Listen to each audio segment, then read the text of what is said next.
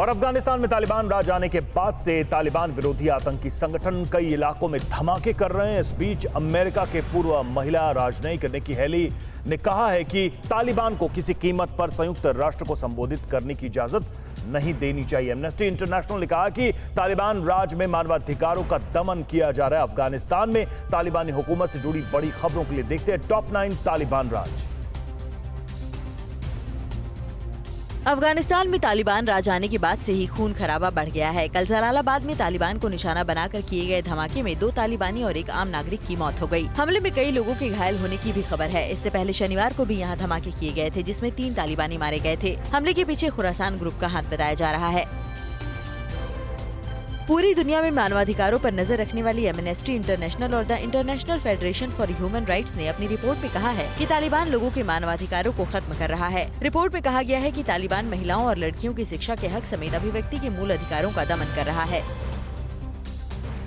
अफगानिस्तान में अपनी दखल बनाए रखने के लिए पाकिस्तान के राजनयिक और राजदूत लगातार तालिबानी नेताओं से मुलाकात कर रहे हैं। इसी कड़ी में अफगानिस्तान के लिए पाकिस्तान के विशेष राजनयिक मोहम्मद सादिक ने तालिबान सरकार की सूचना और संस्कृति मंत्री खैरुल्लाह खैरख्वाह से बुधवार को काबुल में मुलाकात की। 2 दिन पहले रूस, चीन और पाक के राजदूत ने भी पीएम मुल्ला हसन अखुंद से मुलाकात की थी।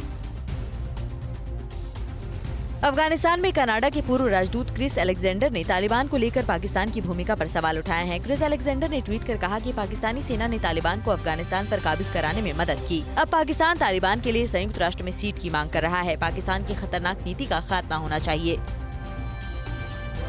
विदेश मंत्री एस जयशंकर ने बुधवार को G20 देशों के विदेश मंत्रियों की बैठक में अफगानिस्तान के ताज़ा हालात पर चर्चा की। जयशंकर ने कहा कि अफगानिस्तान के आम लोगों की मानवीय मदद में कोई बाधा नहीं होनी चाहिए। इसके बाद G4 के विदेश मंत्रियों की बैठक के बाद जयशंकर ने जर्मनी के विदेश मंत्री के साथ अलग से अफगानिस्तान के मुद्दे पर बात की।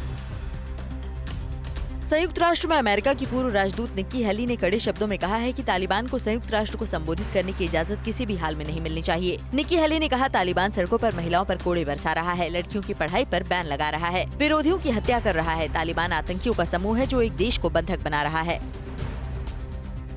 तालिबान अपनी यूनिफॉर्म आर्मी को तैयार करने में तेजी से जुट गया है। इस्लामिक अमीरात ऑफ अफगानिस्तान के 100 जवानों ने हजरत उस्मान रज मिलिट्री ट्रेनिंग सेंटर से ग्रेजुएट की डिग्री हासिल कर ली है। तालिबान अपनी आर्मी के इस खास यूनिट में बेदाग छवि वाले नौजवानों को शामिल करने का दावा कर रहा है। इसके जरिए तालिबान अपनी छवि बदलने की कोशिश कर रहा है। अफगानिस्तान पर तालिबान के कब्जे से ठीक पहले अफगानी फौज की कई हेलीकॉप्टर, बख्तरबंद गाड़ियां और टैंक को उज्बेकिस्तान और ईरान में भेज दिए जाने का दावा किया गया है। तालिबान सरकार ने कहा है कि बाहर भेजे गए कई हेलीकॉप्टर और दूसरे सैन्य वाहन वापस आ गए हैं। हालांकि तालिबान ने ये नहीं बताया है कि दर्जनों हेलीकॉप्टर देश से बाहर किसने भेजे हैं।